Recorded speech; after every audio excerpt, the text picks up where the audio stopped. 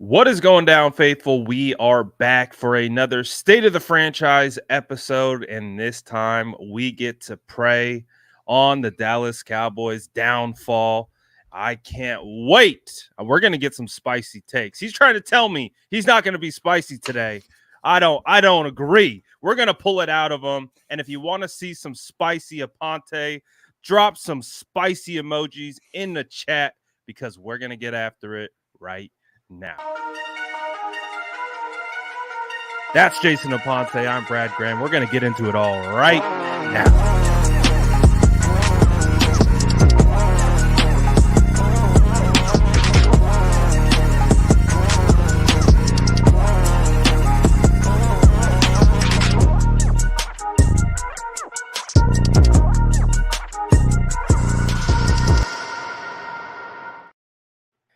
Let's go. We got Spicy Aponte and Sourdough Brad in the building. What's good, my guy? I know you're feeling good after that game this weekend.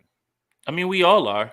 A little bit disappointed because I thought it would be a little bit more competitive. I thought this was supposed to be the test. But nonetheless, we run the slander up. And, it's funny because, people talk about being gracious winners. And I have no interest in being that at all, like in any way. Especially because I didn't play. I get to pop whatever it is that I want. Like, I would love for the 49ers to be gracious winners, right? Like, and make sure that they do things, the right way. But I don't have to do any of that. And I won't. I refuse. Exactly. I've got some comments on my Instagram page being like, listen, guys, stay humble. We've got 12 more games. Womp-de-whoop-de-womp. Like, dude, we don't play. This is what we do. Fans get to talk. Down. Yeah, we're up and down with every single move. However, I do appreciate the fans that believe I have the power to control 49ers outcomes by jinxing them, by doing this, by doing that. Hey, appreciate you putting the power into my hands. But they'll sure as hell blame you too if Cleveland doesn't go right. But I mean, it's been a phenomenal 2.5 days since the victory because there's so much that has happened after the game. So I don't know. Maybe we do this. Maybe we back into the game because I do want to talk about it. I want to talk about some of the performances from both offensive and defensive players and all that type of stuff. But obviously right now, the hot topic amongst the 49ers is good old Micah Parsons. So I want to again give you your credit on this show because it was like 3 weeks ago, Micah Parsons is doing his podcast and he just lays down the flowers at Brock Purdy's feet about how good of a quarterback he is. And you're like, that's gamesmanship. And I'm like, you know what?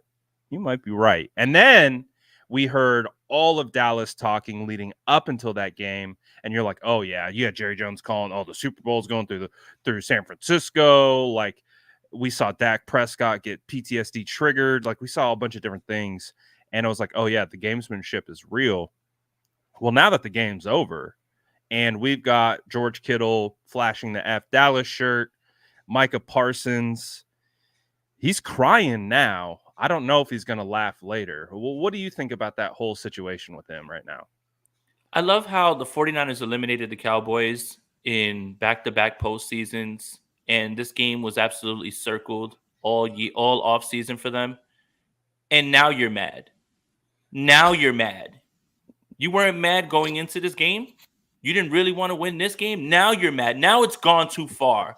Now the 49ers have gone too far, and they've beaten you a third time and embarrassed you on national television. Now this is too far. You should have been mad going into this game. I know if there was a team that eliminated my team, I would be all in and focused. So this one, you didn't care? But now you care because George Kittle turned into Gary Plummer and channeled his inner Gary Plummer with a shirt that he's going to get fined for. No fun league indeed. And now that's too far. That's way too far. Eliminating you in the wild card game, that's not too far. Eliminating you in the divisional game, not too far. Now, because George Kittle wore that shirt after you got blown out by 32 points, now it's, we got something for that. Well, why didn't you have something for that on Sunday?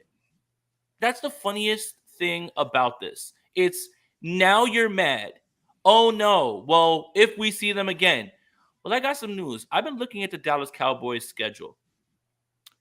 Chargers, I believe they get Philly and someone else. There's a nice little stretch right here. And then weeks 13 through 17.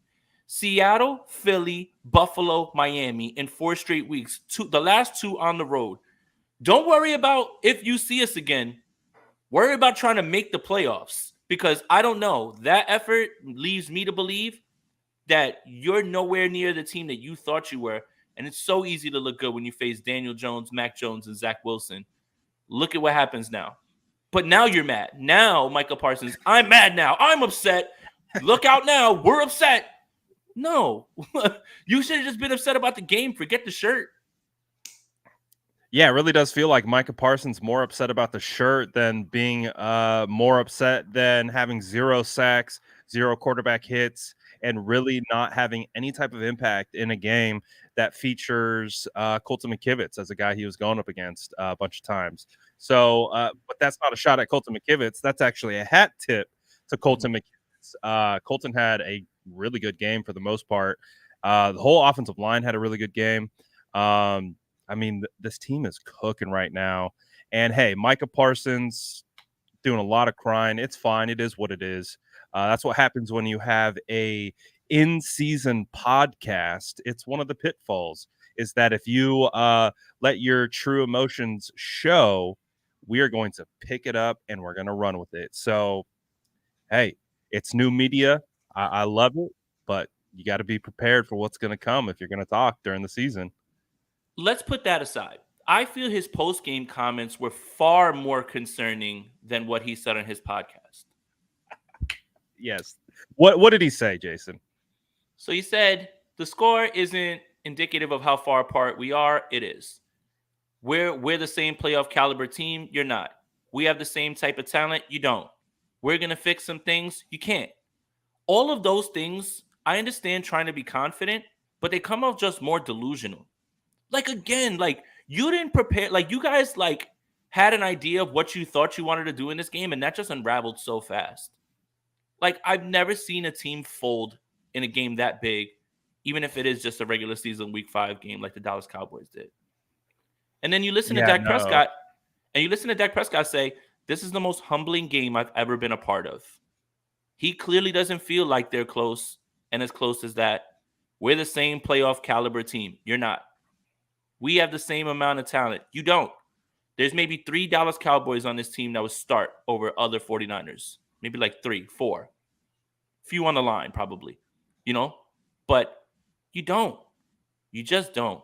And it's just, I don't understand the comments. It's way easier to just say, we had a game plan. It came apart. They played a great game. Hats off to them. We've got to regroup. What is so hard about saying that instead of saying, we are this close, and you're not. The score discrepancy is how far apart you are and how far apart you were on Sunday.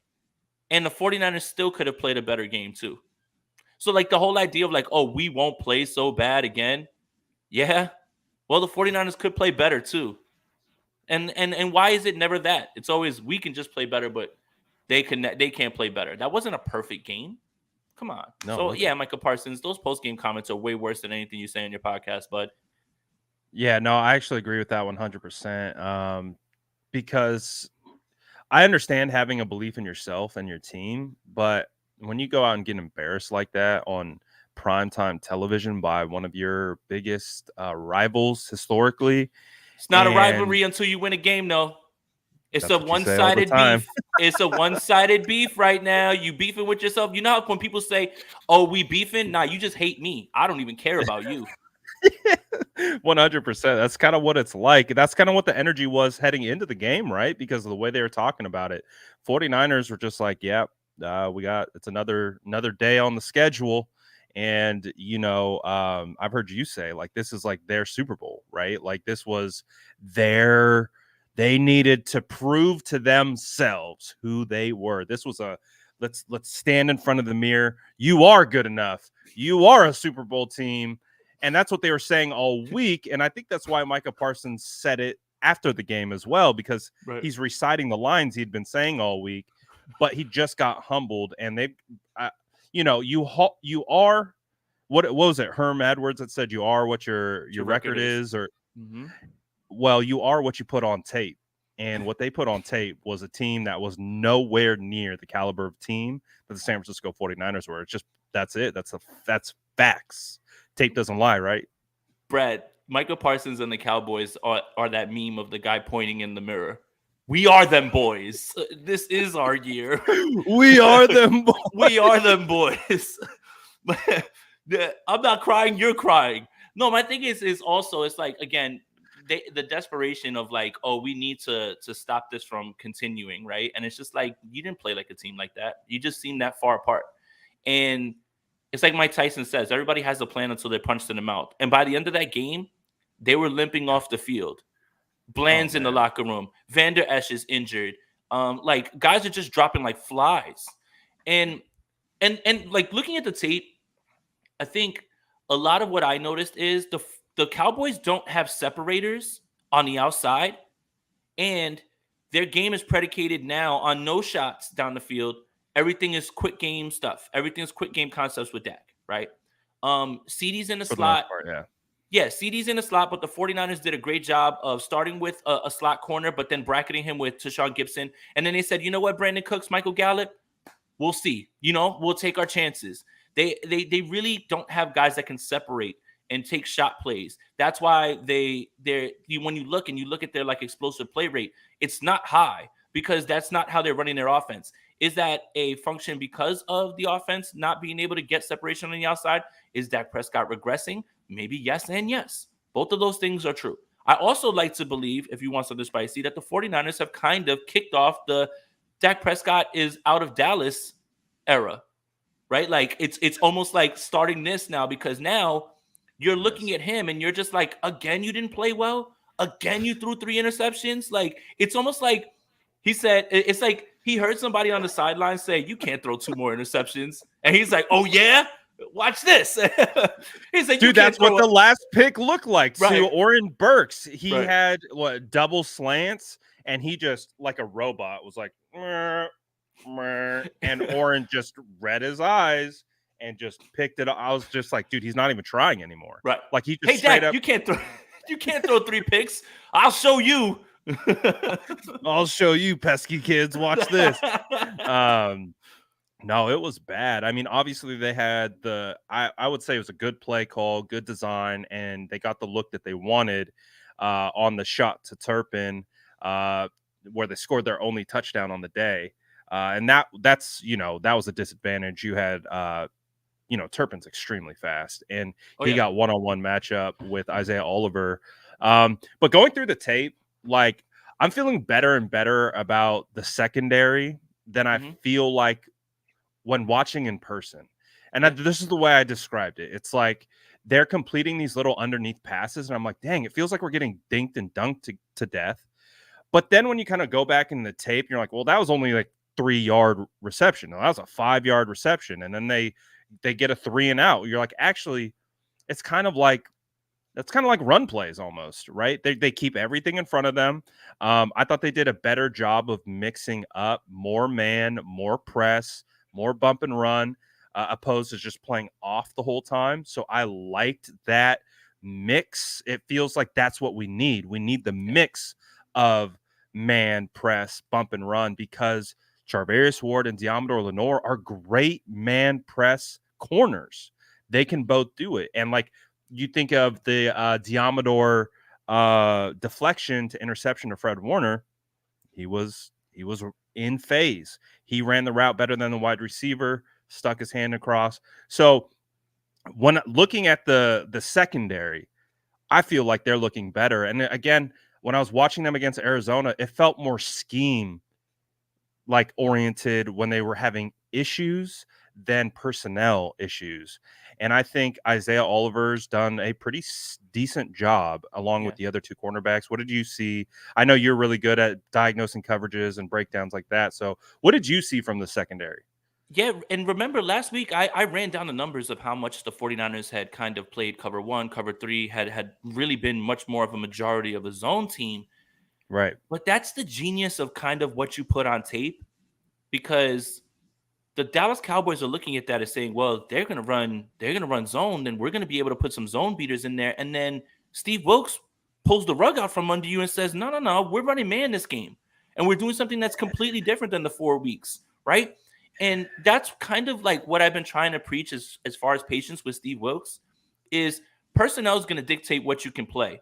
But also, I think Kyle Shanahan and him have the same kind of brain when it comes to what I want to put on tape, because I want to hit you with something either you think is coming or something out of the same formation, the same look, because you think you're smart and you've been watching the tape, and I'm kind of just laying the breadcrumbs to get you to bite. And when I see that you're going to bite, I'm going to change it all up.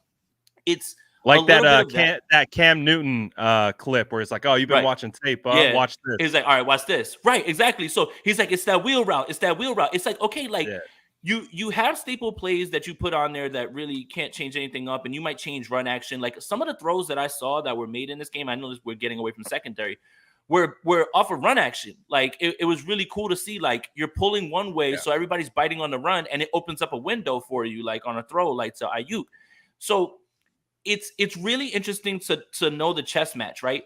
Was Steve Wilkes kind of playing possum for 4 weeks to set this up for the 5th week? Or did he really look at the tape and say, well, Cooks isn't separating the way that he used to. Gallup isn't the guy that used to be as fast. And with CeeDee, we can have Isaiah Oliver, but we have guys that we're going to pass him off to just in case. We're going to bracket him. And now Dak Prescott's got to beat you with tight window throws in good coverage.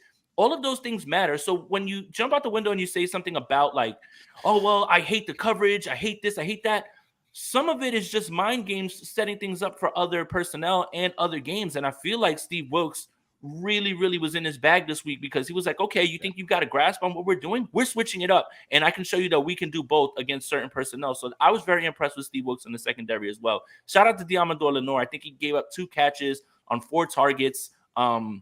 That's a great thing as well, too. But, you know, the one play to Isaiah Oliver, I think that was just a great matchup. Finally, the Cowboys did something that was a little bit forward thinking. When you have someone that is that fast and is going in motion, as a guy who isn't fast, and you know that in your bones as you are Isaiah Oliver, you start to try to guess what it is, right? So you think down in distance, you think, okay, 3rd and 4, he's probably going to run something short. But by the time he's going to run an in-breaking route, so he changed his leverage. Right. Or he's just trying to not get beat. And then by the time he gets that running start and he starts to get by you, that's it. Credit to Dak Prescott. That was a great ball that he threw in there. But that was the only time I saw anything that was really creative. Everything else felt very vanilla. I'm not sure. I think what we overlooked with the Dallas Cowboys was the fact that Kellen Moore is not there anymore, because their identity on offense is completely lost right now. And I don't know who they are. They couldn't get anything going with Pollard. And so as a result, they were just trying to do like quick game, stuff like that. And again, I love the adjustments that they made.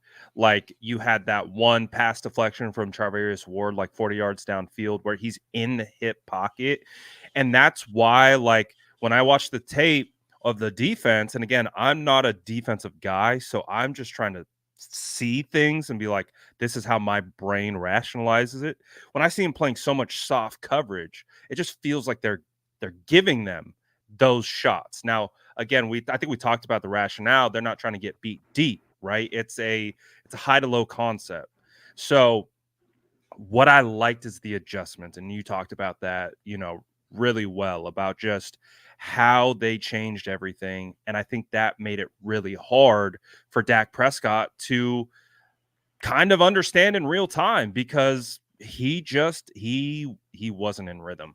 The whole offense wasn't in rhythm, but it's really hard to be in rhythm when you have Fred Warner and Dre Greenlaw going insane. I'm not going to lie, Jason, I've been really impressed with those two throughout. Again, like I said, these last 2 weeks, I'm such an offensive elitist that, like, there are times when I just don't watch the defensive tape. Mm-hmm. So the last 2 weeks I've watched the defensive tape, and I'm like, this is why I need to watch the defensive tape. Like, these guys are balling right now. Fred Warner, Dre Greenlaw, what are you seeing out of these two studs? The best duo in the league. And, I think if you needed any indication that game was not going to be going Dallas's way is how on earth did Fred Warner punch that ball out and it didn't go out of bounds or touch I anybody who was know. out of bounds? It Just hit Lenore's leg. It rolled on its nose, so it stayed out of the end zone. That was crazy. forced fumble, interception, and a sack from the linebacker. The sack was super impressive because he's dropped into coverage and he stays in the passing lane, and then he attacks and he finishes the sack, man. And then the interception is just, I mean, what else can you say about Fred Warner? I think the discussion should change from, I think they're clearly the best duo in the league, but we have to start talking about now like Fred Warner, Patrick Willis, NaVorro Bowman. Where is he in the linebacker hierarchy for the 49ers? And is he starting to creep to the top of that list, especially considering how young he is and how much more football he has left to play? Truly blessed, man. I think, being able to have 52, 53, 54 jerseys, you're good to go. Those are all-time players and those are all-time linebackers. So Fred's carrying on that tradition right now, man. It's incredible to see Defensive Player of the Week. We run out of hyperbole and ways to talk about him and describe him. I think some weeks we just kind of we'll look in the box score and we'll say 10, 12 tackles, damn, but then there's these games like this, national television, where it's just like he's doing it all. He's doing it in a big game and he's dominating the Cowboys. And then we always have that picture of him like pointing at Dak as well too. And it's just like guy shows up to play the Dallas Cowboys. Shout out to Fred Warner, man. We're really blessed with great linebacker play and such a great player.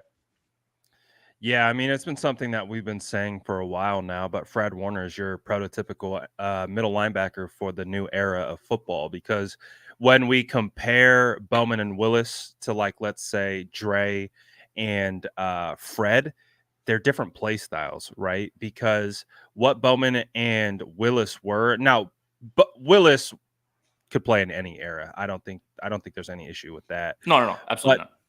But they were definitely perfect for that era of run first football and power, like, just tons of power, running downhill, filling gaps, doing all that type of stuff. They were perfect for it. Whereas Dre and Fred, they have similar skill sets, but they're perfect for this new era of a passing league.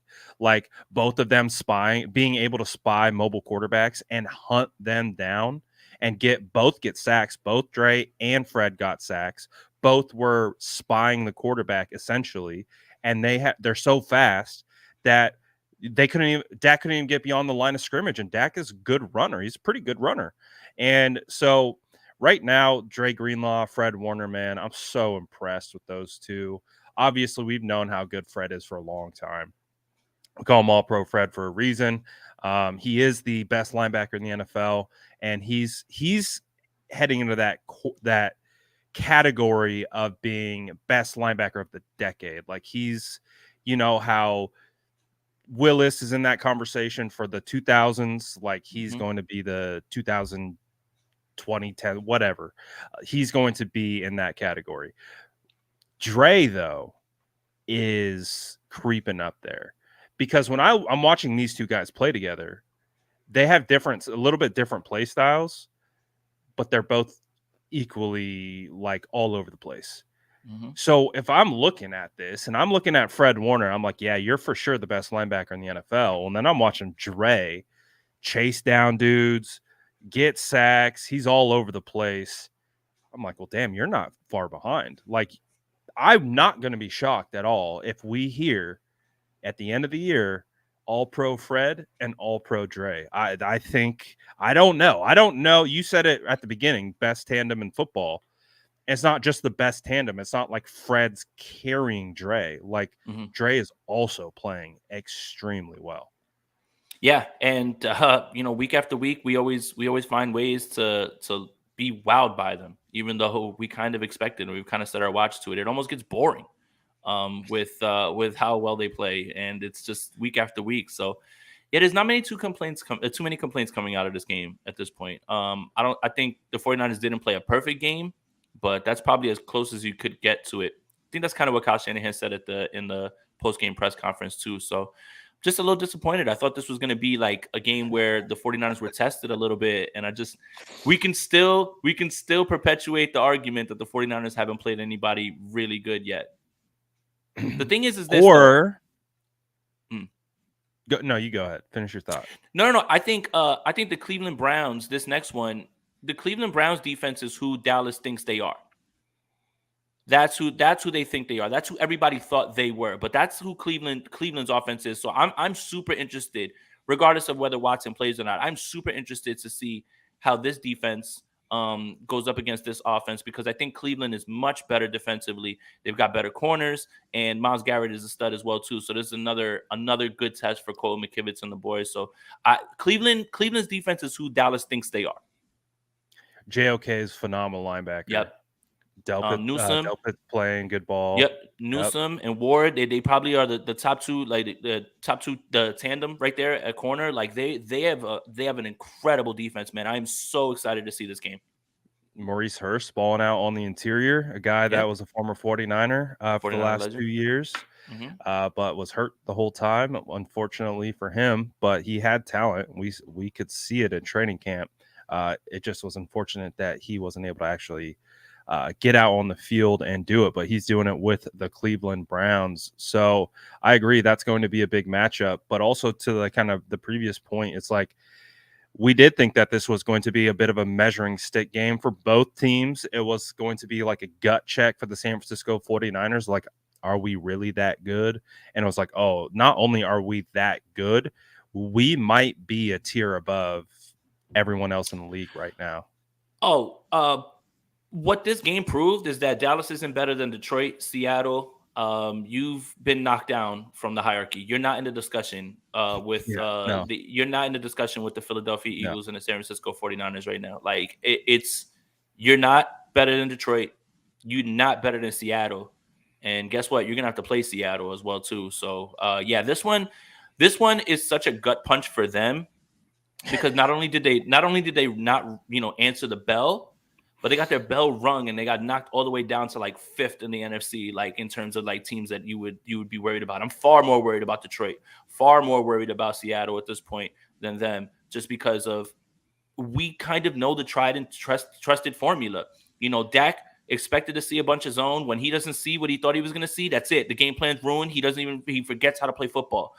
When guys are getting hit, they can't take it and they can't continue, man. They're not physical. You can out physical the Patriots. You can out physical the Giants and the Jets. What you are not ready for this test right now. And I don't know if there's anybody but Philly who's actually ready to, go up against a team as physical as this team.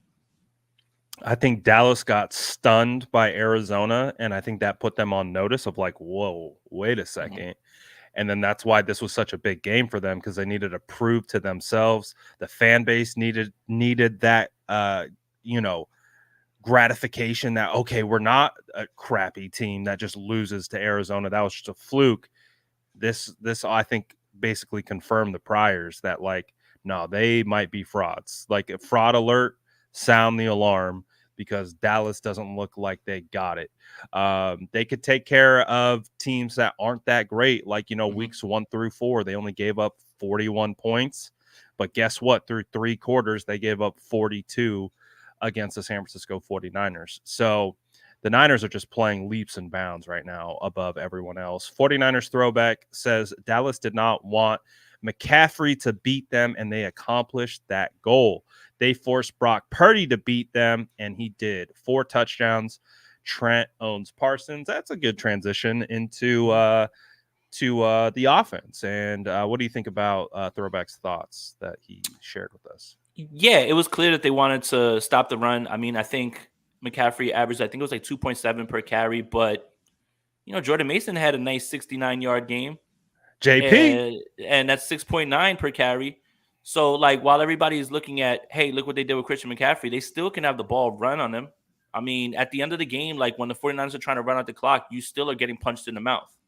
It's as obvious as ever that, like, when they're in clock killing mode and they're just like, they took out all their starters, they're just going to run the ball, and you still are just not being able to stop it. So, sure, they didn't want to be embarrassed by McCaffrey because he had been lighting everybody else up. It would have been much worse in this game if he doesn't fumble at the 2.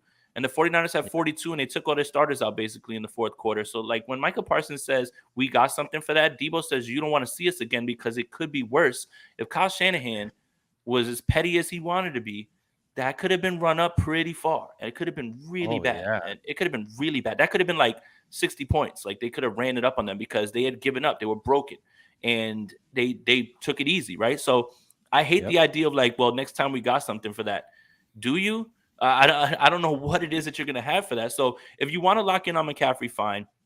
Purdy's going to find a way to get it done, man. He just looks as confident as ever, man. Shout out to George Kittle, 3 tugs on 3 catches. That is efficient, especially if you're a fantasy football player. And the weapons are just evident, man. It's all over the place. You cut off your nose to spite your face when you game plan to just stop one person with the 49ers. And as long as the quarterback's able to get through reads and make throws like that, it's putting Kyle Shanahan in a position where he's just like, I can call whatever I want, man. Even flea flickers that I saw earlier on in the day or whatever. So it's a great feeling. The offense, again, I think is still ahead of the defense, and that's a feeling that we haven't known for a long time. And like I keep waiting for, people are just like, well, can Brock play from behind? Well, explain to me the scenario where the 49ers are going to be behind when they're playing this well. I mean, what team is going to go up 17 points on the 49ers, 10 points, 15 points on them when their defense is cracking down like that and their offense is scoring? They've scored on every first drive of every game so far. Usually I think the biggest discrepancy in what we used to see in this offense and what we're seeing with Brock Purdy is the first drive, while scripted, still felt like Kyle was gathering information to set up the haymakers later on.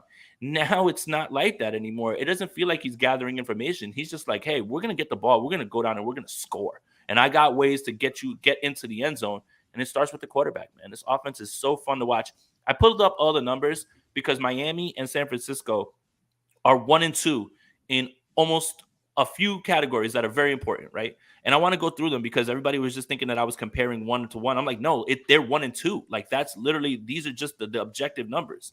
And when you think about Miami putting up 70, right? When you look at this number, let me pull it up. Yards per play is Miami 8.31 per play, 49ers 6.33. Passing yards per play, 9.76 for Miami, 8.99 for the 49ers. Points per game, 36.2, 49ers 33.4. The 49ers have been a more consistent offense over 4 games, right? You take that 170-point game out, and that drastically drops that points per game number for Miami. And then first downs per game are the same at 24.8. So, I mean, while everybody's like enamored with the glitz and glamour of the Miami Dolphins offense, I could make the argument that the San Francisco's 49ers offense has been more consistent across the board through 5 weeks than they have, because they have a game where they only scored 20. Then they have a spike game of like 70. Like that's all well and good. But when you're 30, 30, 30, 30, and 40, that implies to me that offense is as consistent as it gets. And that's kind of my point. It's so fun watching Kyle Shanahan dial up plays for Brock in this offense because, like you alluded to, and again, it's just a natural comparison. I'm never trying to take shots at Jimmy, but the offense just runs completely different with Brock Purdy at the helm. Kyle's calling whatever he wants. He knows Brock Purdy's going to take care of the football, not put it in harm's way, and deliver it on time and where it should be. And guess what? If it's not on time and where it should be, he's going to step up, step out of the pocket, and he's still going to find an open wide receiver like he did with George Kittle on the first touchdown and just lay it in there like they're playing catch in the backyard. Like that's what's so impressive about those two, is that Kyle's obviously going to dial it up, but Brock Purdy has the ability to take it a step further. And that was the thing that we didn't have in this offense. If 1 or 2 wasn't open, hold your breath. We have no idea what's going to happen next. Is it going to be an interception? Is it going to be a sack? Is it going to be a safety? So, pick 8 or whatever. So Brad, I got sprint right option done on Monday early because I wanted to go watch Jimmy Garoppolo play football at a bar. And I went. And I'm watching it, and I'm like, I would love to sit with a Raiders fan and watch them go through, like, he throws that head-scratching interception, and I'm just sitting there, I'm like, oh, I know that one. I've seen that before. Yeah. And it's just like, my God, man, like, it was night and day difference, man, with this offense and how it used to be. Not to disrespect Jimmy, man. We miss you and everything, but damn, man. I was watching that game, and I'm like, and then it's so funny. It was such a Jimmy game. He throws those interceptions, and he scored just enough, and he gets the win. And my God, yep. Jimmy's a winner. Like, it was just like literally. And all the players are like, yeah, Jim, let's go. It's like we've seen the playbook before. It's like literally, like, I saw like the helicopters, like I was that like Chihuahua looking like in that meme. Like I just was like, I'm so traumatized by those types of games that they don't need to be like that at all. But he gets the win, and then everybody's like, oh, he's a winner. And I'm just like, my God, man, like where have I seen He this before? gutted I us don't want through it. He brought us yeah. back. Hey, Jimmy's a baller, man. That's all they're saying at the end of the game, too. And I'm just like, I'm sitting there like the helicopters are going across my eyes, and I'm just like, my God, man, we don't have to worry about that anymore. Yeah, no, Jimmy. Again, we're not taking shots at Jimmy. It's just a Nah, natural. it's just an observation. It's a natural comparison. Yeah. Because listen, there were some stressful games with Jimmy Garoppolo at the helm, and it just feels so different.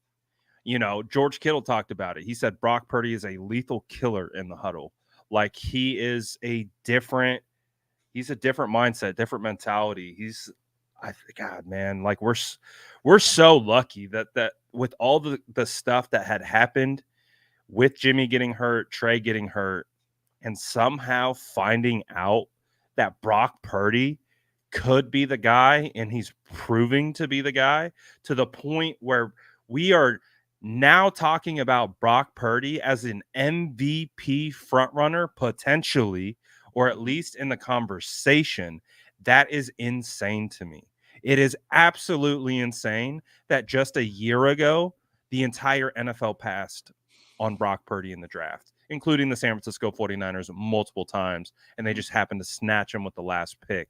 Fast forward one season, he's a captain, he's 5-0, and he is in the MVP conversation. That is wild. Like, when does this happen? When have we ever seen this happen? Like, we've seen undrafted guys, have great years and do great things, and we've seen tons of, but it doesn't happen with the quarterback position all that often, right? Kurt Like Warner. That's it. That's Kurt all I can Warner, of think of. Kurt course. Warner. Yeah. When are they going to make the Brock But Purdy movie? Because that Kurt Warner movie was terrible. you already know. You already know that their Netflix is salivating right now. They're already trying to write the script. And honestly, who do we cast? Who do we cast as Brock Purdy? Ooh, who would be a good Brock Purdy? Ask I mean, you would know. You No. I've been thinking. I kind of was thinking like, who could it be? Like, I think it could be like somebody's season, like maybe like Jake Gyllenhaal or something. Like someone. It has to be someone super like wholesome, like right, or just a great actor, like to be able to convey Brock's like Brock turns like. Brock is, when you hear him talking, he's very humble, but then when you see him on the field, it's like that switch he's changes out here to like, he's like a killer, man. He's like a killer. He's reserved, and then when it's time to go, Michael Cera. Oh no, because that's Patrick posted that. Patrick posted that Diesel Michael Cera. Yeah, and he was like, I can't believe this guy's cooking the league. Man, I mean, there's someone out there that could absolutely play it, but that's the type of season he's having. He's having a storybook type of run, and you still got people trying to cut his legs out for his performance and what he's doing, and people are just waiting for the other shoe to drop. And once that shoe drops, they're going to be, see, I told you so. I told you, Brock Purdy's not that good. But right now, the way he's operating the offense, the way he fits in with the locker room, the fact that this team looks at him like a leader, and he's in year 2 and he has full command of the locker room, that's special, man. That's so hard to do, especially a locker room that was already galvanized by Jimmy Garoppolo. And then you have Trey Lance, and you're Mr. Irrelevant, and now all of a sudden you're the leader. Like, everyone, you're the unquestioned leader, like, of this locker room. Obviously, you've got Fred, who's the main vocal leader, right? But the quarterback is always going to be that top dog. Like, it's just how it is. And he's doing it. It's pretty crazy. Brad, he's making $12 after taxes being the quarterback, like with what they're paying. Bro's got 14 roommates. They're splitting DoorDash. Like, it's rough out here, man. Bro is eating Chef Boyardee in the crib and in the top 5. Top ramen. Yeah, just peanut butter sandwiches. Can't even afford the jelly. He gets his check. He gets his check, and he's just looking at it, and it says like $12.94 after taxes. Oh, dude, it's such a good story, man. Yeah. Like, it really is. Let's see what Brian says, pretty crazy how consistent the league is. Cardinals beat the Cowboys by 12. We beat the Cards by 19. Comes out to 31. We beat the Cowboys by 32. Hey, Cards Math are is good, hard. man. Math is hard. Yo, the Cardinals, man, you know what? Again, give them their respect, man. I think they're building something that's really good, man. So whether they I get really Caleb, like Dobbs. yeah, he's a great story as well too. It's just that he's not doing what Brock's doing, so nobody's talking about it. But I think a lot of people forget Joshua Dobbs is a rocket scientist, like a legit rocket scientist. Yeah. So he's very smart and everything. And I think we all just remember him playing one game last year against the Titans and just kind of dismissing him because he never got a chance to play. But he's a very good story. Well. He's a very good story, man. They're pretty cool to watch. And just not to go on a crazy tangent, but lo and behold, NFC West pretty talented, huh? And I mean, the 49ers are rolling everybody, but look at Seattle, they're 3-1. And it's like you can't slip up and lose games because Seattle's looking pretty good. I think we all kind of laughed at them in week 1, but kind of what I thought was going to happen is starting to happen a little bit. Like when they drafted Witherspoon, I was like, oh God, no. Like, oh no, like that's not good, man. Like, not that you can't beat them or anything like that, but that's huge value for them, man. And the way Geno's playing, like they're gonna have slip ups and lose games, but the 49ers can't afford to slip up. Like if they lost on Sunday, they would be 4-1 and Seattle would be 3-1. So I mean 5-0 and 3-1 is good. You've got like a little like 1.5 game lead. I think that's how you like put it together. But yeah, man, or like whatever, 2.5, whatever it is. But yeah, like Seattle's not going anywhere, and you've got to keep stacking wins. Like you can't like have slip ups. You can't let them like gain momentum and start feeling themselves. But Seattle's pretty good, man. They're pretty good so far. Even though they were off this week, so they didn't lose either. It's going to be good for the 49ers because they can't look over their shoulder in division and be like, we're going to sleepwalk to the top. I mean, they are right now, but Seattle, Rams, and Cards have proven to be more competitive than I think I believed. I didn't think the Cardinals would be competitive. I thought they were going to be the worst team in the NFL. I thought the Rams were going to be right there behind them. I thought Stafford was cooked. I didn't think they were going to be able to do it. And hey, they're competitive, man. And of course, Seattle has built a pretty good roster in their little retool era, and so they're going to be competitive as well. So hey, I'll take it. It's going to keep the 49ers looking forward and not trying to sleepwalk through anything, and they're going to have to treat every game and as a must win, honestly. Like this one coming up against Cleveland Browns. Yeah, they got to win this one. This one's attached for the offense because this is the defense, like I said, that Dallas thinks they are. But I think it's good that Seattle believes in themselves because it's going to make it sweeter on Thanksgiving. I wish that game wasn't on Thanksgiving. I can't stand these holiday games. I was actually talking about it with my family earlier today. It was like Thanksgiving, Christmas, New Year's Day or New Year's Eve. New Year's Day. New Year's Eve, I think, actually. Yeah. I was like, come on, guys. Like, I get it. It's great for the NFL, but it's like, sucks for me. As a Hispanic male, the Christmas thing doesn't bother me as much because Christmas Day is like we just rest and we just sleep because we go hard for Noche Buena the day before. Christmas Eve's our day. Yeah, Christmas Eve is the Super Bowl. The next day is just everybody's just like laid out because they went too hard with too much coquito. Yeah, leftovers and just sitting. Hair of the dog, starting 100%. Yeah, got to wake up and crack a beer in the morning just so you can function and see straight. Yeah, like that's and anybody who's watching this knows that like Hispanics, it's game time on Noche Buena, which is Christmas Eve, man. So yeah, but anyways, like the 49ers right now, obviously Cleveland's coming up. Like you said, this is going to be a great test for the 49ers offense. We'll see, what's going on with Deshaun. Deshaun didn't practice today. PJ Walker. That's what it feels like. It feels like they're already prepared for PJ Walker to be the starter, which I believe 49ers played PJ Walker before when he was with the Panthers. Or was that Baker? No, Baker played when he was with the Panthers. Baker played the last time, and the time before that they dropped 50, it was Kyle Allen. Yeah, that's right. Remember Gerald McCoy wanted all the smoke? Yep. I like PJ Walker. I've always liked his story coming from the XFL, and I think he's decent. I don't think he's going to be like a Dobbs type story or anything That like DTR that. thing ended pretty quickly. Dude, how crazy was that? Like, But this is why you don't get carried away in preseason. right? And then you know Just like who everyone got carried away that the 49ers are going to be trash in preseason because their and backups got motorboated by the freaking Raiders. and the Browns got rid of Dobbs. Yeah.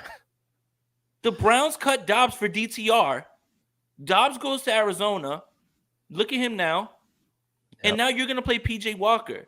You can't go crazy with preseason stuff, man. Like that stuff it's taken with a grain of salt. And then you throw Or the young training man camp, out there. perhaps. You know what's sad? I think he found out 3 hours before the game that he was gonna start against the Ravens. Like he found Who's out that? 3 hours DTR. Oh. And then he found out, I think, through the media that PJ Walker was gonna start. So that's gotta be a terrible feeling for the young man. Yeah. I mean, typical Browns behavior. But we'll see. Obviously, the thing that I'm looking at, obviously, it's a away game and it's a 10 a.m. start. So we'll see how that affects them. We'll see if there's any type of residual effects of the travel and it being an early start time for them. So we'll see how that all pans out. But obviously, if there's no Deshaun Watson, who isn't playing that well this year to begin with, and they have no Nick Chubb, obviously we know they signed Hunt. Sucks. Ford's playing pretty decently. I thought Ford's pretty good. They got Amari Cooper, Elijah Moore, Donovan Peoples-Jones, and Joku. Yeah. They have weapons. It's just it hasn't come to fruition with anything. No. I don't think their offense has proven to be anything of note. So the way that I look at this matchup is that they're going to have a really hard time scoring points. And if their defense can't hold the 49ers keep them out of the end zone, it could turn into like a Dallas situation pretty quickly. But there is a world that does exist where you get that defensive line for the Browns getting after the 49ers and then keeping them out of the end zone. And just, we've seen it in the past where the 49ers will have a lead, but the other team's just like hanging around. Then boom, one momentum swinging play changes the entire complexion of the game. All of a sudden they're back in it. So it's going to be really interesting to see what kind of game we get against the Cleveland Browns. This is going to be the 49ers' first test against a very good defense because I really, truly believe the Cleveland Browns are a very good defense. At all. Are they the number one rated defense in the NFL? In almost everything. I think they've given up some stupid amount of first downs. It's something like 24 or something like that through their games. Like, that is absurd. And I think that was going into the Ravens game, actually. But yeah, this is going to be the 49ers' first real test against a top flight defense. And this is what you cut your teeth on, right? Like, East Coast game, the 49ers have been pretty good with that. The 49ers go and they stay in Ohio in Youngstown. And then they go, which is pretty close to Cleveland. So, Kyle Shanahan's been really good with that, with the East Coast thing. So I'm not necessarily worried about that as much. I do think the 49ers win this game, especially if Deshaun Watson doesn't play. I mean, even if he did, I still would pick the 49ers, but I'm very interested to see how this defensive unit goes up against this offense because they do have the players to at least slow them down a little bit. But, if that offense is not staying on the field and it's not controlling the ball and they're just going 3 and out, and you keep that defense on the field and you get them tired, Kyle's going to finish you off, man. The biggest thing that I want to see in this game is, I think I saw like some crazy stat, but I don't think Kyle Shanahan has ever faced Jim Schwartz and beat him. And Jim Schwartz is their DC. So I think that's a very interesting thing as well, too, because Jim Schwartz maybe does some things that gives him a little bit of fits. And, again, like we thought Dan Quinn would be able to come with a good game plan as well, too. Maybe he did, maybe he didn't. But, the 49ers are just rolling right now. So I'm really intrigued with this matchup. I think the 49ers are going to win, but I cannot wait to watch how this offensive line tries to slow down this pass rush and how they work in this matchup. That's the most intriguing part. And then Kyle against Jim is something that I'm really looking at as well. I was really impressed with the 49ers offensive line against the Dallas Cowboys. Again, they continue to improve each week, and that's a really good sign moving forward. I mean, Colton McKivitz had multiple good reps on Micah Parsons. Trent had good reps on Micah Parsons. Colton absolutely obliterated DeMarcus Lawrence on a down block on Christian That's crazy. McCaffrey's touchdown. The run game, the gap scheme is working really well. Even when, just like Brian says, can we please keep giving Mason more carries? I feel like Mason's a really good inside zone runner, like because he's so good at being able to decipher like where the defense is coming from, and he makes really good cuts in a really short area. Obviously, CMC is really good at that as well. That's why he's elite. But so is Jordan Mason, and I think if you have this kind of duality of CMC and JP, and you start to be able to actually integrate these two guys together, and it becomes, you're always going to have the number one punch is going to be CMC. But if you can have the number two punch kind of mix in a little bit more organically throughout drives, that could wear out defenses as well, because JP's a really tough runner. You give CMC a little break on the sideline, let him go off for a play. You run a little inside zone with JP. He grinds out 9 yards, and then all of a sudden you're in a better situation to still have CMC now back on the field and use him out of the backfield, use him as a runner, do all these different types of things. So I'm really excited that Jordan Mason's getting some run. Unfortunate for Elijah Mitchell. He missed another day of practice today. JP's running away with it. I think we're officially at a spot that when Elijah Mitchell is healthy, and unfortunately for Elijah Mitchell, he is not going to be that RB2 anymore. It's going to be Jordan Mason. Whatever, man. I don't know. I have nothing to say, man. Getting hurt in practice now. And he's missed 22 games and played in 18. It's just it's not what you want. It's not what you need at this point. And going back to a little bit about what you were talking about with CMC and Mason, one of the things that I'm kind of noticing too is that the CMC effect goes much farther, and we've talked about this, like goes much farther than just his effect with the ball in his hands. He's forcing defenses to have to man up against these weapons. And that just plays right into what Kyle wants to do. Like, do you have man corners that are going to be able to stick with Debo on certain routes, or stick with Ayuk on certain routes, or just, like his presence alone changes the way defenses have to attack on the back end against the 49ers. And even him just being on the field is such a change, and it's something that is so impactful. Now, I understand, because the injury thing is what everybody's worried about, because you just see him, touching the ball. But don't get it twisted that even when he's on the field and he's not getting the ball, his impact is felt, because defenses have to account for him. And it's opening things up for everybody else as well, too. So it's Kyle Shanahan's in a bind where it's like, yes, I don't want to run you into the ground, but yes, you give me all these advantageous looks that I like to attack offensively with my guys and with Brock Purdy, and they're having so much success with that as well too. It's got to be a bit of a give and take, but I could understand as a play caller when things are going right and you're just like, man, every time McCaffrey's out there, we're getting the look that we want and we're attacking it and we're hitting it.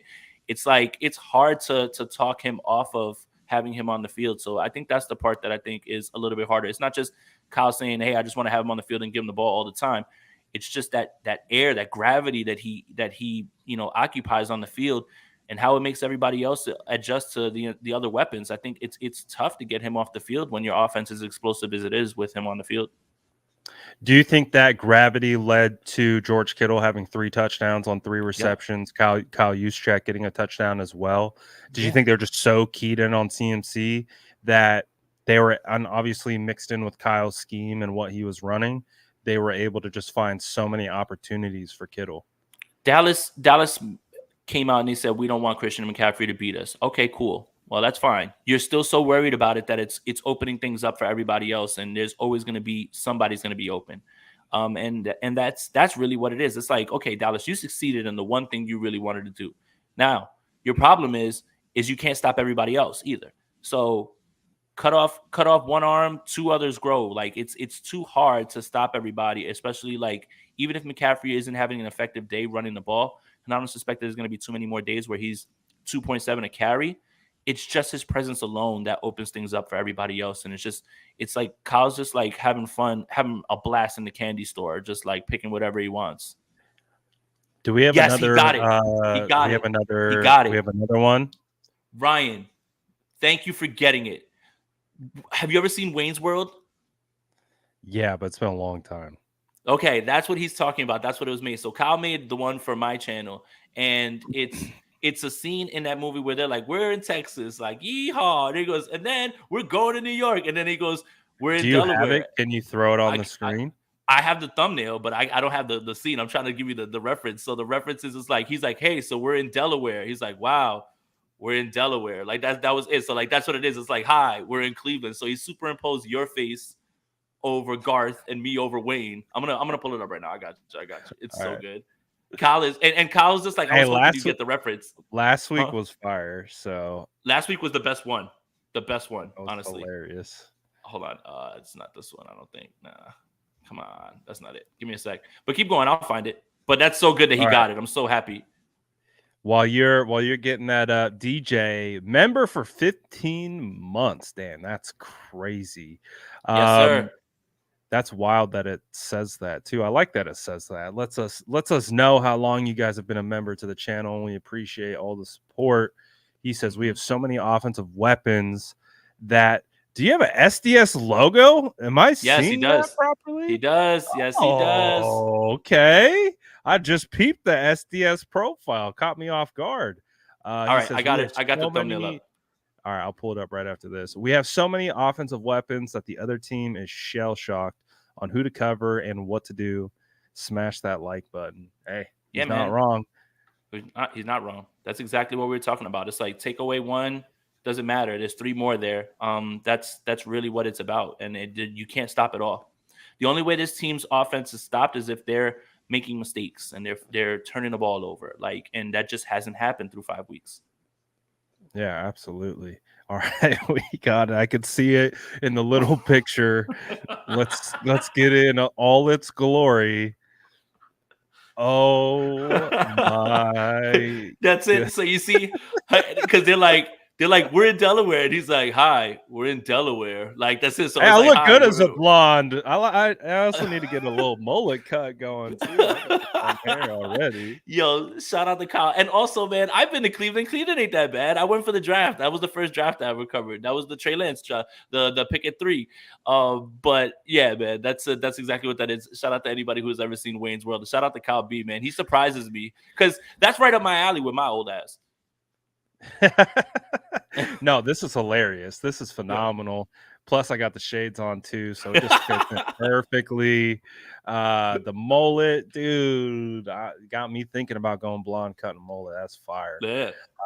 That's hilarious. Shout out Kyle for making that thumbnail. That's funny, man. Yeah. So I challenge Kyle. How long can we keep this going with the thumbnail?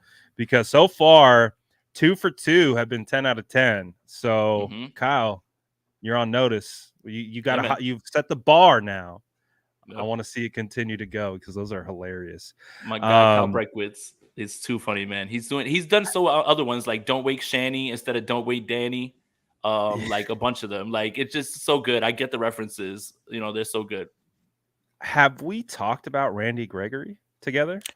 Aha, Randy Gregory. Welly, Brad Graham. There's times when we say things and we get things wrong. But there's times when we say things and we get things right. Quite literally last Wednesday, I was describing how Randy Gregory is a perfect fit as a rotational guy. He won't cost anything. Well, veteran minimum and trade later. Here comes Randy Gregory, bud.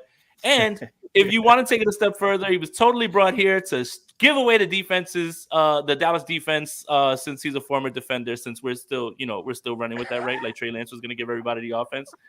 So it's a big brain move to bring in Randy Gregory so they can figure out what the Dallas defense is running over there, man. But, hey, look at us. Look at us. Great call, Brad. Great call, Jay. Pat on the back. But, yeah, it's a great thing. It's a great thing. Into the franchise, right? Yep. And I think the real analysis is, you know, nothing against Dre Jackson, but after the first week, it's kind of just been a little bit of a lull. But Randy Gregory in a situational role can be that speed rusher that they've been looking for this entire time that they wanted Drake to be. And I think that's what the analysis is. He doesn't have to play every single snap. You can still rotate your guys, but in obvious passing downs, and you need that speed rushing element, like what they've been chasing since they let D Ford go when his career ended. That's what they've been chasing. And I think this is a cheap way to do it. Veteran minimum. They don't got to pay anything. Obviously, his contract tolls next year, but this clearly is a rental. The 49ers saw an opportunity to improve their pass rush with not only just a player who is still effective, but someone with the skill set that they've been looking for this entire time to duplicate that 2019 rush. I'm super excited to see Randy Gregory. Do we make the joke about his jersey number now or later? Go ahead and make it now. Okay, number 5 is going to be on the field. God damn it doesn't even feel right. only took 3 years. I mean, it happened, guys. Oh, God, that doesn't even feel right. I'm sorry. I apologize. I take that back. Too God, soon. That didn't Too even soon. feel right. Yeah, way too soon. But to be honest, again, like we've talked about it on our channels, but we've never had it. We actually haven't talked about it together. So to me, based on, like I said, I'm getting back into the defensive film, and based on what I've seen the last 2 weeks from both the offense and defense, if I had to pinpoint the weakest point on this roster right now, I would say the weakest point is the pass rush opposite of Nick Bosa. That to me is the weakest point. It's not the cornerbacks. It's not Isaiah Oliver. It's not the safeties. It's not Burford and McKivitz. It's the pass rush on the opposite side of Nick Bosa. It was glaring to me watching the tape now 2 weeks in a row from that. So when they made that move, it's a great move because what is Gregory? He's a pass rush specialist. Like now, obviously, I got to watch him against Il Manning against the Denver Broncos, and he didn't look that great. Benito definitely looked better than he did in that particular game. So, but the move that what it took to get him was they got him for basically free. It was basically priority. Make sure he's not going anywhere else. We get him, and we spend literally nothing, veteran minimum, because the Broncos are taking his entire contract on, and it's a pick swap where the Broncos are picking probably number 1 or number 2, and the 49ers are probably picking 31 or 32. So it's literally they gave up nothing to get him, and it fills arguably the biggest need that they have right now on a pretty stacked roster. Right. And this gives them flexibility, Jason, dare I say, in any potential future trades for defensive ends that I will not name because you know who I'm talking about. But it changes the leverage of the conversation. And especially if he starts balling or at least contributing, if we get some contributions from Gregory, and let's say a team is like they're trading a guy, and you still could add him, I would say it changes the bargaining power just a little bit more. But if Gregory balls, they might not need to make any type of drastic trade. Then that's the best case scenario. Best case scenario is they get Gregory for nothing, he balls, and they don't need to make any move at the deadline. And that would be the biggest brain move of the front office, is to not trade for someone like Brian Burns because Gregory worked out. And even though I would love it from a cost analysis perspective, Brian Burns is going to still cost a lot. Gregory costs nothing.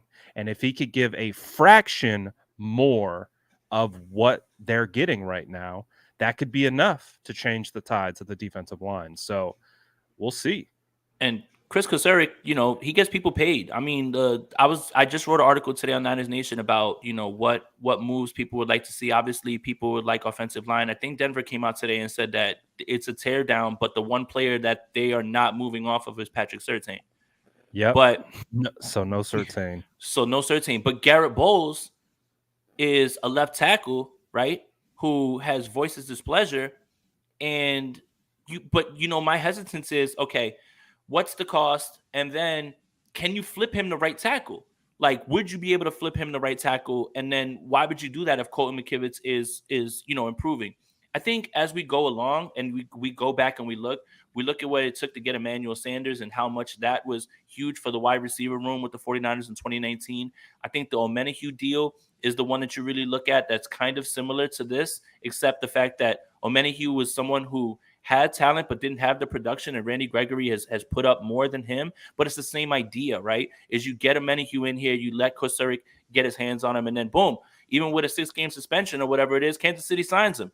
You get Arden Key in here and you try to figure something out. Boom. He's like one of the most double-teamed pass rushers in the league right now in Jacksonville, over there with Josh Allen. So I think all of it makes sense.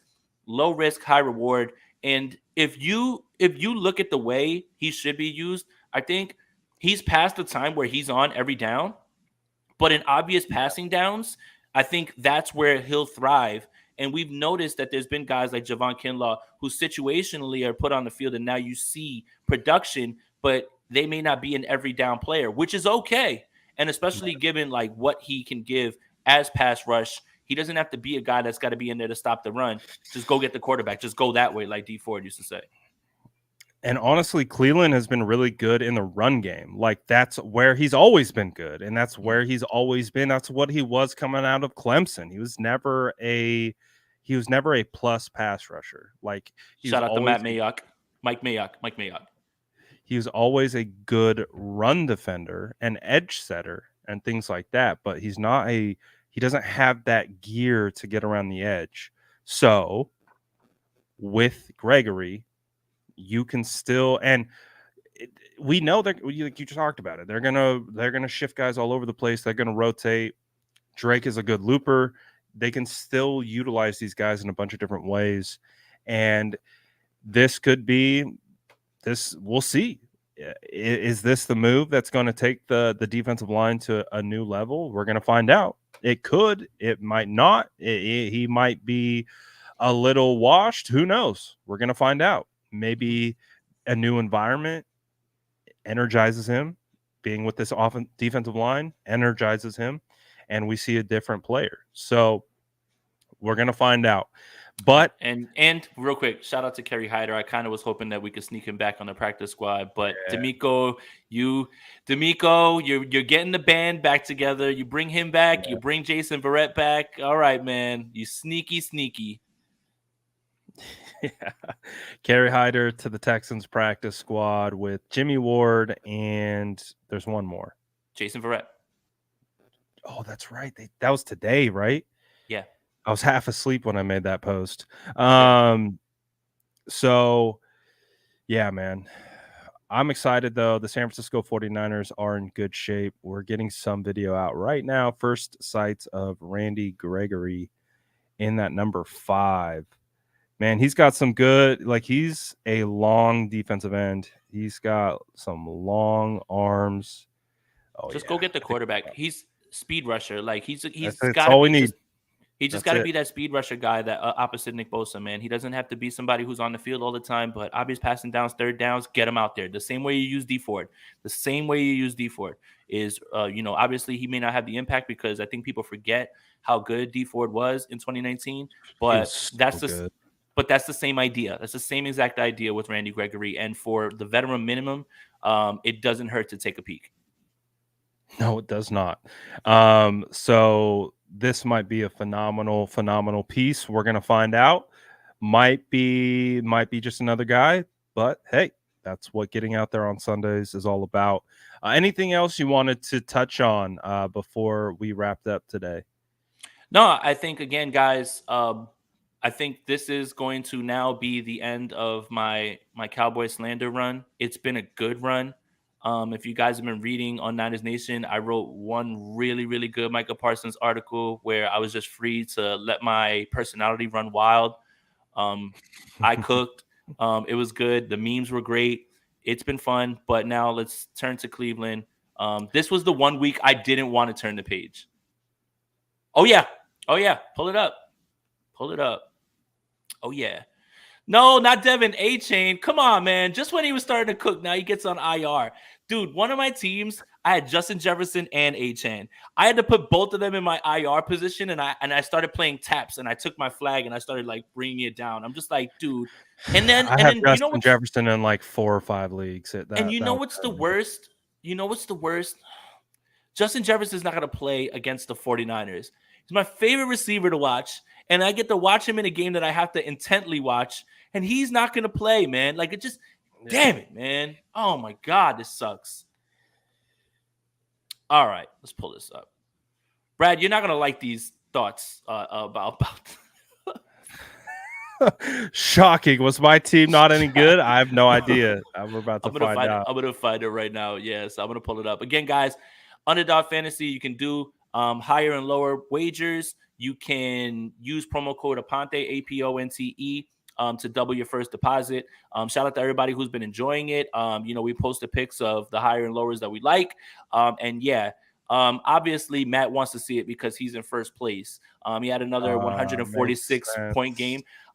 He's up at 677.94. He's currently the leader for the second straight week. Josh Allen, Brock Purdy, Breece Hall, there is no more snap count. Breece Hall is back to being unleashed, and he went crazy. Raheem Mostert and Jeff Wilson. It sounds like now that Achane's not there, it's going to be one of those two guys, unless our good buddy Salvan Ahmed steals a little bit something before. What do you think about him? I've had my eye on Salvan for a couple months. If he's on your dynasty waivers, definitely he's a speculative ad and pick him up. Like I think anybody right now until Jeff Wilson is worth it.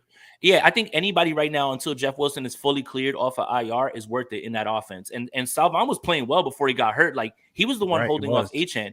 He was the one holding off Achane. So I don't have a problem with it. Like if you have an extra bench spot, it doesn't hurt to throw him on the end of your bench and just see what happens, because a few things can happen. Raheem can get hurt, or maybe they just have one of those weird games where Ahmed has maybe 10 carries, but he has a long run and scores a touchdown, and they decide to give him more, and maybe Jeff Wilson doesn't come back.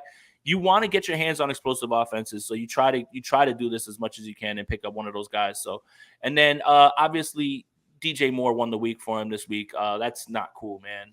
Like watching one of my favorite guys in the world go off like that for somebody else. You know what's worse?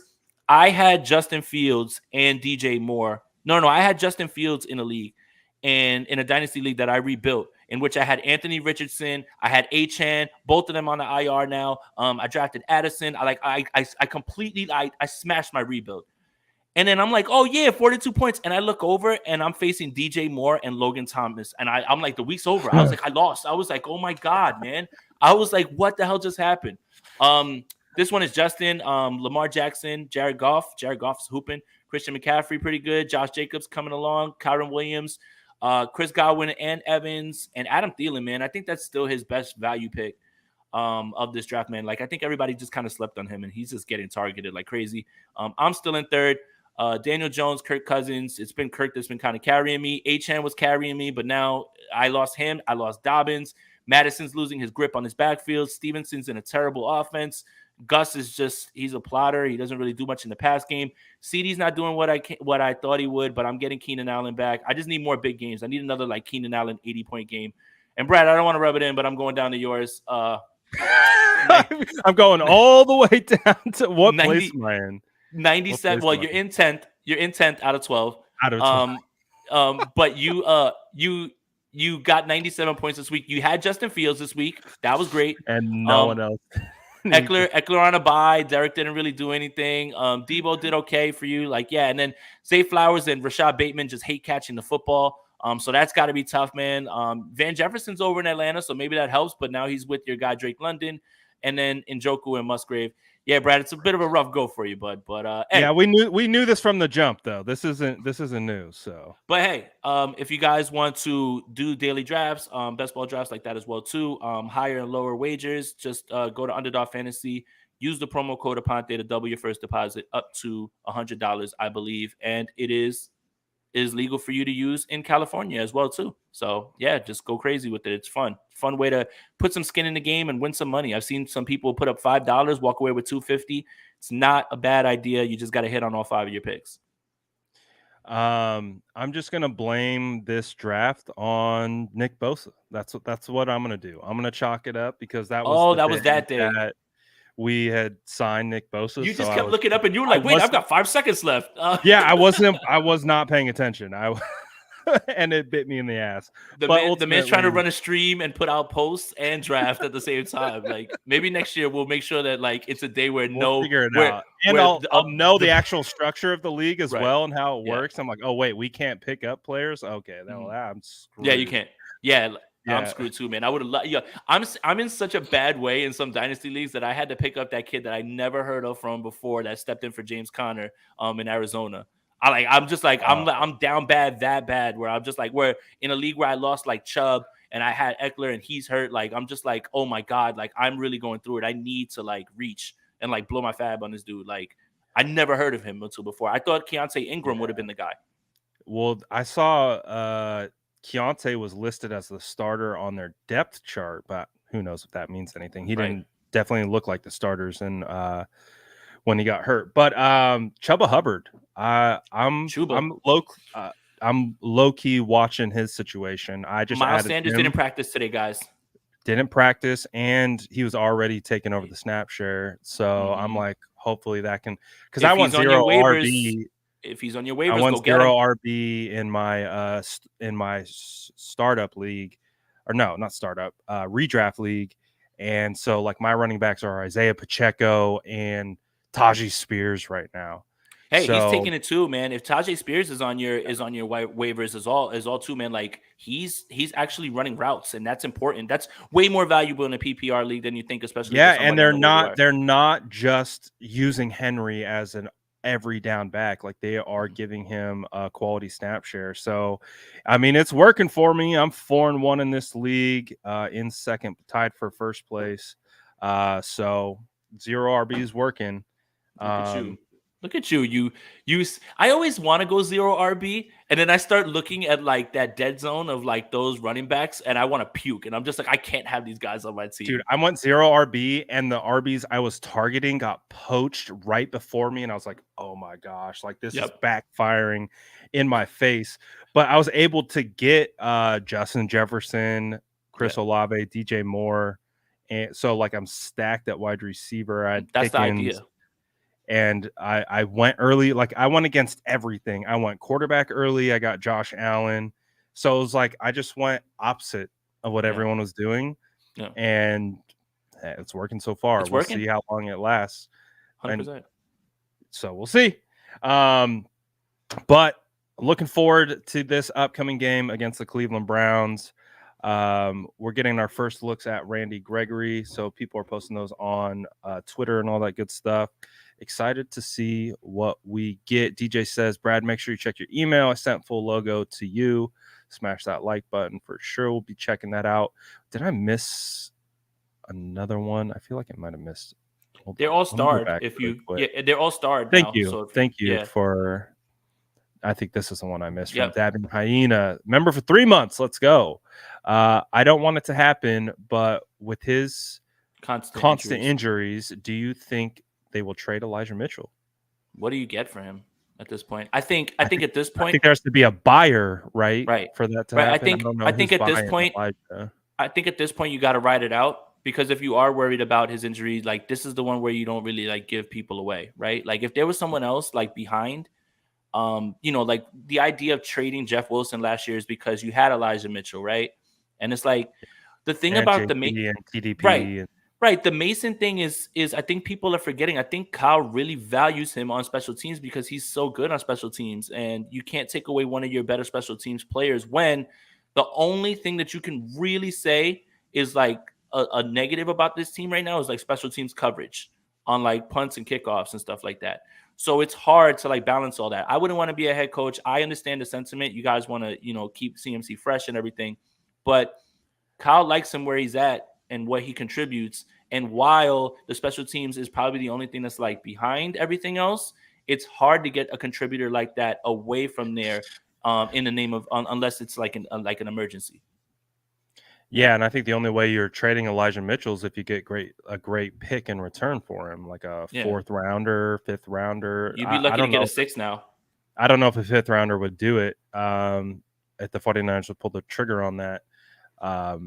because he was drafted in the 6th, so they would want to get better value out of it. So I don't know. I think the injury makes the trade possibilities kind of go out the window. You kind of just got to ride it out now. You kind of just got to ride it out Because it loses his value and it loses his market at the same time. Like it's a double negative.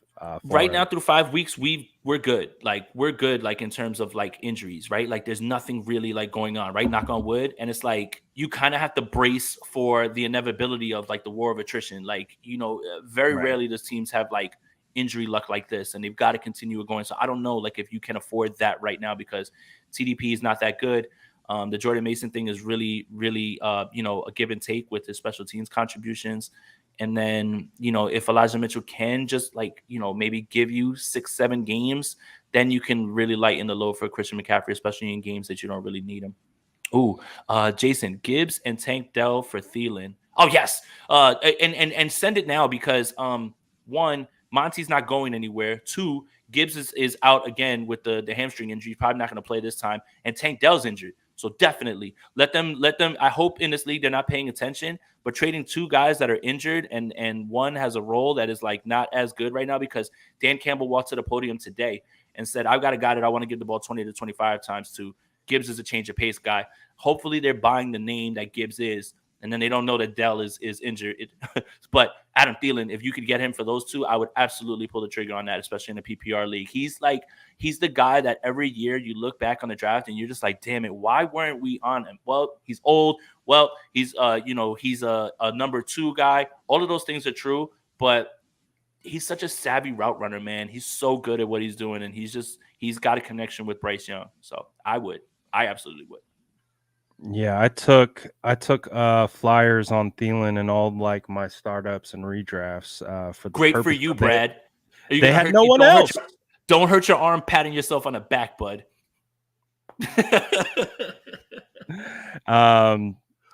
So I like what you said. You said you're gonna do Gibbs and Dell for Thielen. I would do it. I mean, you got to hope that the manager that you're reaching out to is really high on Gibbs and thinks that he's hurt. Well, I mean, either that or he just thinks Gibbs is going to break out because he didn't practice again today with the hamstring. And then hopefully you're throwing in Dell like, hey, this is another receiver. And like, he's not really too worried about the injury. But I would do this 10 over 10 times because, man, unless something happens to David Montgomery, and even when Montgomery didn't play, they didn't even use Gibbs. But as long as Montgomery's there, it's going to be him, man. And how can you argue with the results, man? He's scoring for them, and he's running the ball very well, man. The Lions are good. Shout out to Don Burr. Let's go. Shout out Don Burr. Shout out to the SDS. Shout out Spicy Squad. Appreciate all you guys, as always, for tapping in for State of the Franchise. Also staying till the end to see me get absolutely obliterated in our best ball league. Yeah, but Matt's going to keep bringing that up as long as he's in first place. I guarantee you, like, if he slips, he won't be in here like, what's the best ball standings? It's like, all right, man, I see exactly what you're doing.